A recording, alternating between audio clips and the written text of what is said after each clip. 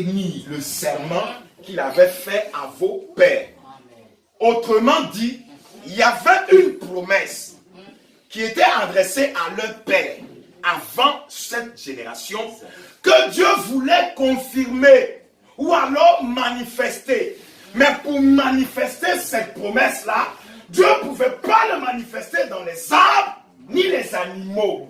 Dieu devait le faire à travers les hommes et les femmes. Donc il choisit ces personnes-là pour un but. Voilà maintenant la chose essentielle. Dieu nous choisit pour un but. Dieu veut faire quelque chose avec toi, ma soeur, avec toi, mon frère. C'est la raison pour laquelle il t'a appelé à ce message.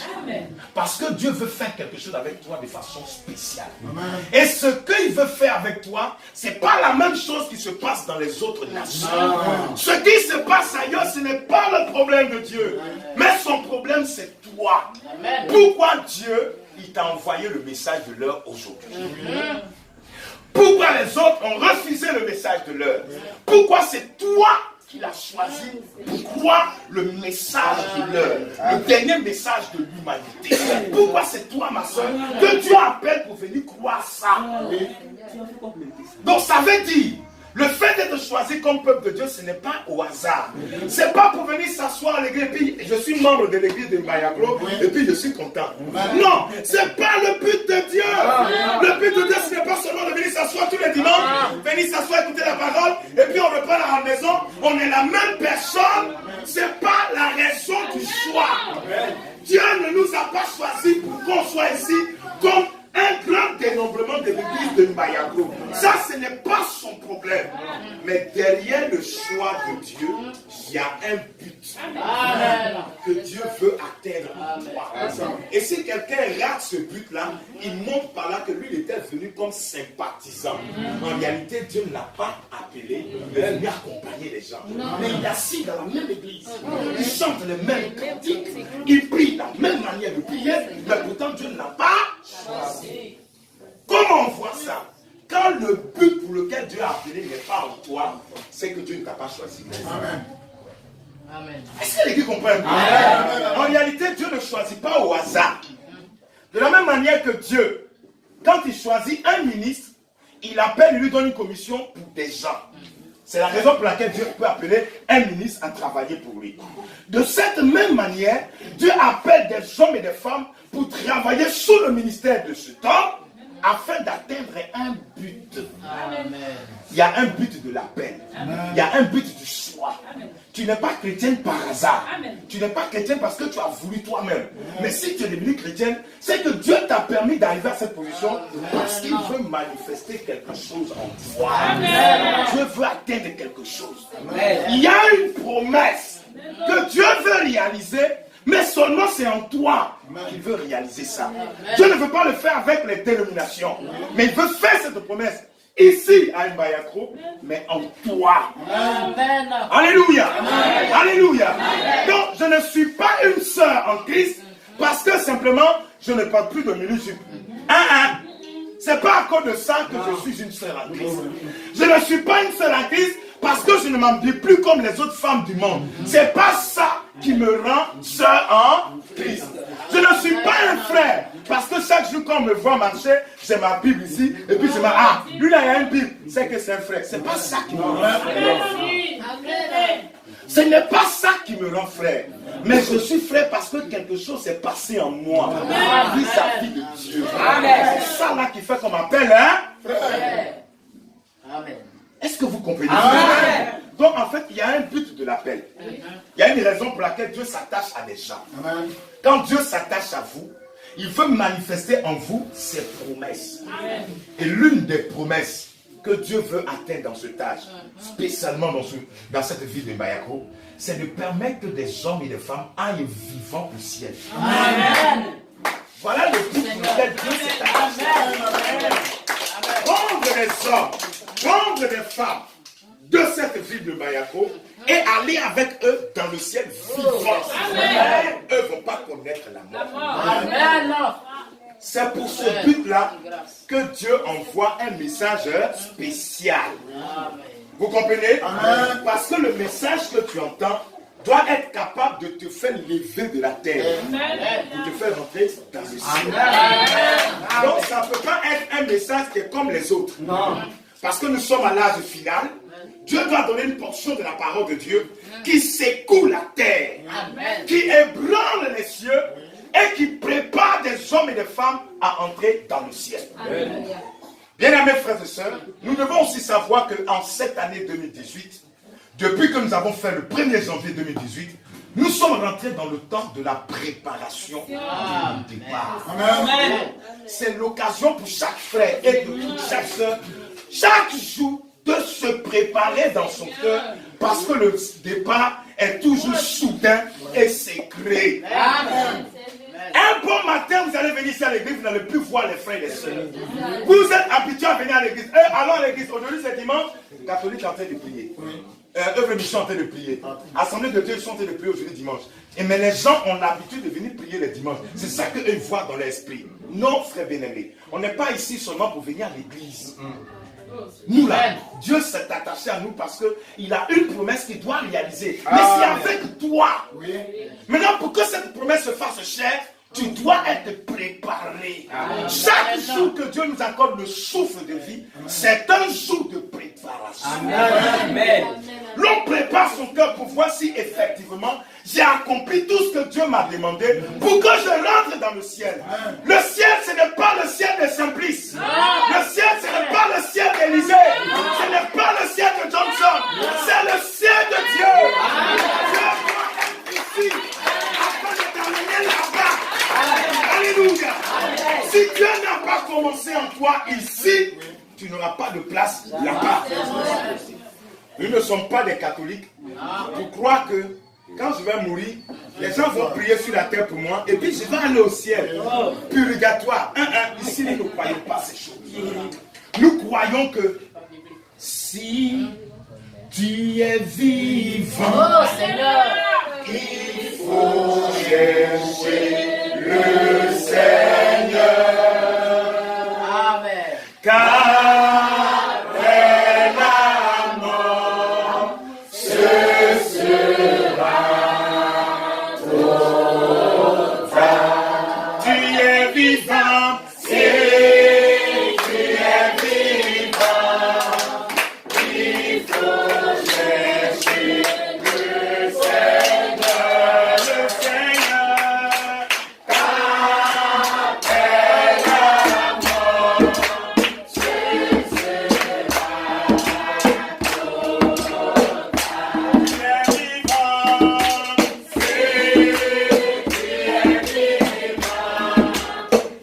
la mort, ce sera trop tard. Tu es vivant, si tu es vivant, il faut chercher le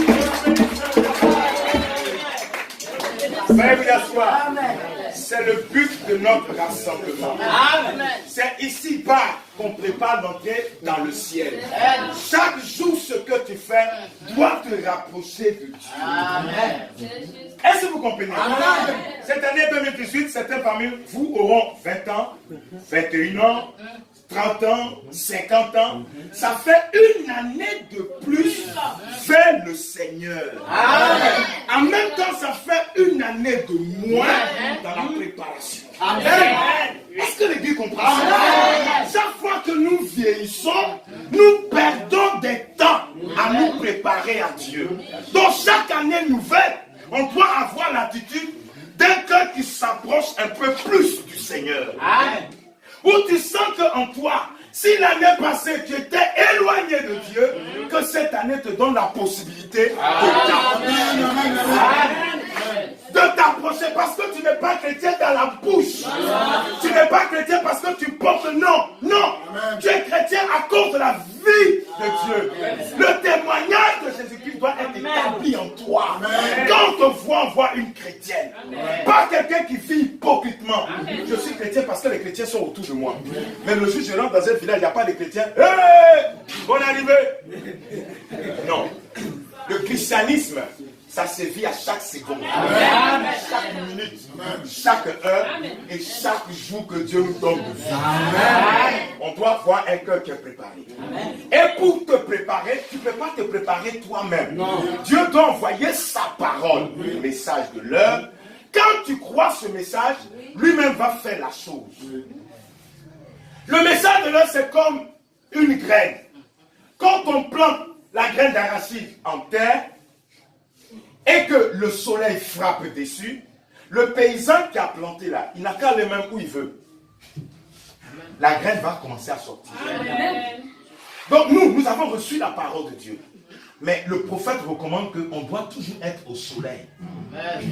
Au soleil là, ce n'est pas le soleil qui dit le soleil pour nous, c'est toujours recevoir la lumière de la parole de Dieu. C'est la sémence qui est rentrée dans notre cœur.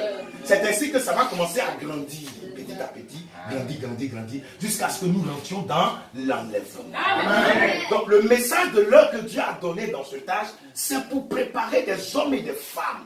C'est la façon pour Dieu de t'attirer, en te donnant une portion de sa parole pour ton âge, pour le temps dans lequel tu vis. Comme ça, Dieu prend le fruit et puis va le ranger dans le grenier.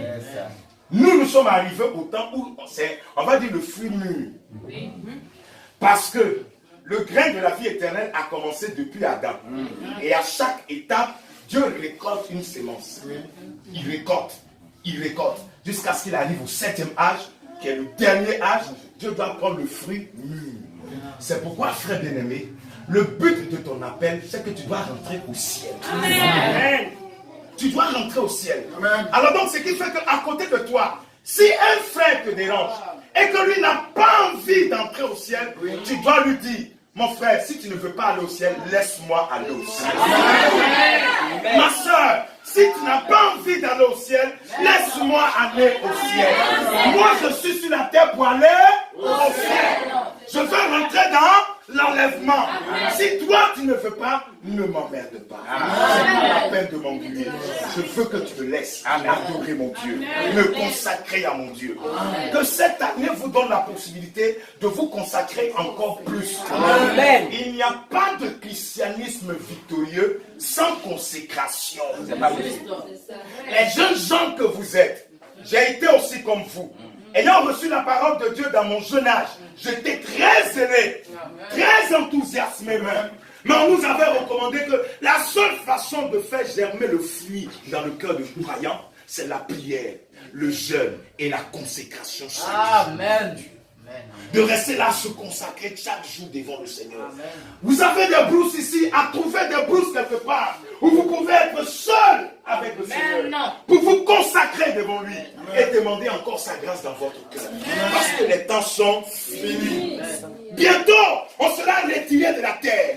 Bientôt, le frère n'existera plus. La soeur n'existera plus. Mais si tu as passé ton temps à être charnel, tu vas venir à l'église ici, tu vas trouver les gens, vive. Et les gens vont te dire, l'enlèvement a déjà eu lieu. En ce moment-là, c'est fini. En ce moment-là, là on va voir. Donc quand tu venais à l'église ici, tu n'étais pas sincère. Tu avais toujours des choses cachées, des péchés inavoués, inconfessés, que tu gardais dans ton cœur. Ça ne peut pas t'aider à te préparer. C'est le temps pour chaque frère et pour chaque soeur. S'il survient quelque chose en vous qui est faux, demandez pardon. Arranger la chose et aller de l'avant. On ne peut pas faire dormir le péché dans le cœur de quelqu'un. Tu sais que tu as menti à la sœur, tu as volé le frère, et tu caches ça, ça fait des années que tu as ce mensonge, que tu as ces choses, ces hypocrisies dans ton cœur, des années, sans avoir mis ces choses en ordre. Ce n'est pas bon pour toi. Ce n'est pas bon. C'est le temps où chaque frère doit être sincère avec sa soeur, où chaque frère doit être sincère avec son frère, et parler la vérité, d'arranger chaque chose, parce que personne ne connaît le temps. Personne ne sait quand est-ce que ça va se produire. On ne sait même pas, même si tout à l'heure, quand le culte finit, qu'on va rentrer à la maison là. Est-ce que l'enlèvement ne peut pas se produire? On ne sait pas. C'est pourquoi on ne peut pas laisser des péchés péché dans notre cœur qu'on n'a pas arrangé. On doit arranger toutes choses. Si j'ai eu des scènes de colère contre quelqu'un, c'est l'occasion pour moi d'aller, frère, pardonne-moi pour hier. Pardonne-moi pour hier. Je sais que je t'ai dit des choses blessantes. Je t'ai peut-être insulté. Pardonne-moi. Pardonne-moi. Je ne veux plus reprendre. Parce que sur le chemin de la gloire, on ne doit pas laisser de la boue. Ce que j'appelle de la boue, ce sont des vies inconfessées. Tu as commis un péché dans ta vie. Ça fait des années, ça et là, tu ne veux pas dire, ni dévoiler ton cœur au pasteur pour qu'on prie pour toi et que l'esprit malin qui était en toi soit ôté. Amen. Comme je vous ai dit, c'était juste pour compléter. Je ne veux pas prêcher. Mais je vais terminer avec cet exemple de la Bible. Dans la Bible, il y a l'histoire d'un certain Ruben. Ruben, il était le premier-né de la famille de Jacob. D'après la loi de l'Ancien Testament, le premier-né, le premier enfant qui est né, c'est lui qui doit hériter de tout l'héritage de ses parents. D'après la loi de l'Ancien Testament. Or, Ruben, étant donné que sa femme, son père avait pris une deuxième femme, il est parti une nuit, il est sorti avec la femme de son papa. Il a couché avec elle. Et puis, comme ils étaient deux et qu'il pensait que personne ne l'a vu, Ruben a caché ça. Il n'a pas dit à quelqu'un. Il a gardé ça dans son cœur pendant des années. Des années et des années. Jacob, qui était son père, devait maintenant mourir. Et avant de mourir, le père, le patriarche appelle toujours ses enfants et il leur donne les dernières bénédictions avant de quitter la terre. Vous comprenez ça? Amen. Quand il a fait appeler ses enfants, il a commencé par Ruben, qui était le plus âgé. Il arrive devant Ruben, puis il dit, Ruben, toi mon premier-né, tu étais né pour avoir ceci, mais seulement tu n'auras pas la prééminence parce que tu as souillé le lit de ton père. Donc ce jour-là, Ruben a attrapé sa tête. Mais qui a dit ça, mon papa? Qui lui a dit? Il était étonné de savoir que ce qu'il avait fait en cachette, Dieu avait vu ça. Amen. Qui peut se cacher devant Dieu? Qui peut vivre loin de Dieu? Aucun homme, aucun président, aucun prophète, aucun pasteur ne peut s'éloigner de Dieu. Va te cacher où tu veux. Dieu seul peut. Amen. Dans ce jour-là, Ruben devait prendre l'héritage. Et son père lui a dit, toi tu ne peux pas prendre mon héritage. Pour quelle raison? Parce que tu as vécu pendant ces années avec un péché dans ton cœur que tu n'as jamais confessé. Donc on lui a arraché l'héritage. Pour quelle raison? Son cœur était sale. Mais il n'a jamais dit qu'il avait commis un tel péché. Ça ne peut pas rentrer au ciel. Ça ne peut pas aller auprès de Dieu. Vous comprenez, frère bien-aimé? Quand nous sommes vivants, ce n'est pas parce que nous sommes forts. Dieu nous accorde le temps de nous répartir. Si tu es vivant encore cette année 2018, tu dois regarder en arrière. Quels sont les péchés que tu n'as pas encore confessés? Il y a des choses de ta vie qui peuvent te lier pour t'empêcher d'être prospère, pour t'empêcher d'aller de l'avant. Mais aussi longtemps que tu ne les as pas avoués en confessant, rien ne pourra se produire dans ta vie. Parce que tu caches encore ces choses. Tu aimes le monde. Mais c'est à l'église ici, tu nous montres que tu es chrétien. Mais quand on te laisse, on te retrouve partout en train de te comporter comme un païen. Ça, ce n'est pas une façon de se préparer. Le chrétien qui a reçu le message de l'heure, il se sépare du monde. Il se sépare des coutumes. Il se sépare de la tradition. Ici, vous n'êtes pas des baoulés. Non. Vous n'êtes pas des baoulés. Vous êtes des chrétiens. Cela veut dire, dans votre attitude, le comportement de baoulé là, c'est du paganisme. Ça doit rester derrière. Vous n'êtes pas ici dans les coutumes de baoulé. Non. Le christianisme, c'est une vie qui vient nous séparer des coutumes. Ça vient nous enlever de nos traditions. Parce qu'aucune tradition humaine ne peut rentrer là au ciel. Il n'y a pas de coutume des hommes que Dieu va accepter. Quand tu es baoulé, non, viens. Dieu ne reconnaît pas ça. Ce n'est pas possible. Dieu n'accepte au ciel que le peuple qui porte son nom. Or, son nom, c'est la parole. C'est ça que Dieu accepte. Mon frère, ma soeur, comme je l'ai dit, je ne veux pas prêcher ce matin, c'est juste pour compléter un peu. Je pense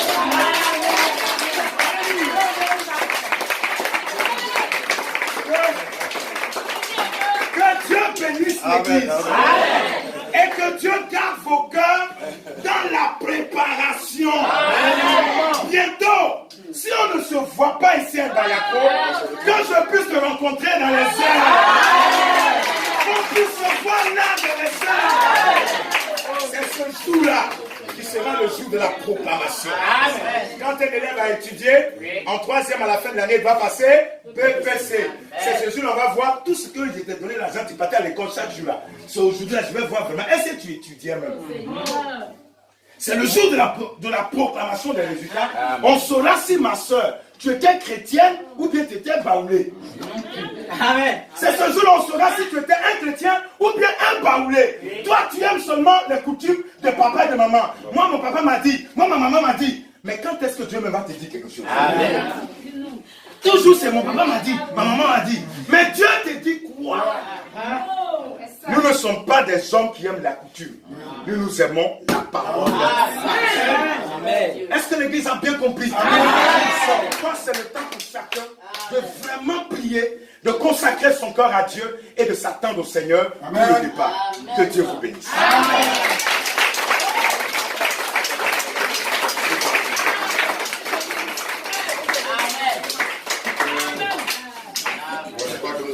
Hein, ceux qui ont des portables ici, ils peuvent venir prendre maintenant. Ok, vraiment que Dieu vous bénisse. Vous avez eu vraiment de la nourriture, nourriture spéciale. Non, calmez-vous. D'abord, digérez ça d'abord. Alléluia. Vraiment que Dieu vous bénisse. Et merci parce que nous sommes vraiment à la fin du séjour que nous sommes venus passer ici. Nous allons retourner à Abidjan tout à l'heure. Je crois qu'il y a de nouvelles personnes qui n'ont pas l'habitude de faire le culte ici. Alléluia. Peut-être que le langage est un peu trop soutenu. Voilà, peut-être que vous êtes dans d'autres églises, ce genre de langage-là n'est pas un langage familier. Amen. Amen. Sachez que nous sommes une église chrétienne. Amen. Amen. Et nous avons entendu la voix de Dieu. Alléluia. Amen. Chaque être humain, quand il est sur la terre, il doit entendre la voix de Dieu. Amen. Et se préparer en conséquence pour partir. Amen. Amen. Nous sommes une église, nous avons décidé de croire seulement à ce que Dieu dit. Amen. C'est pourquoi nous n'ajoutons pas ici, nous ne retranchons pas la parole de Dieu.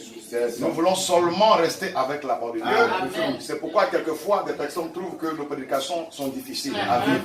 Amen. Amen. Nous savons qu'il y a des hommes sur la terre et des femmes prédestinés à accepter la parole de Dieu et à être préparés pour l'enlèvement. Amen. Amen. Amen. Vraiment que Dieu vous bénisse. Amen. Je voudrais appeler le couple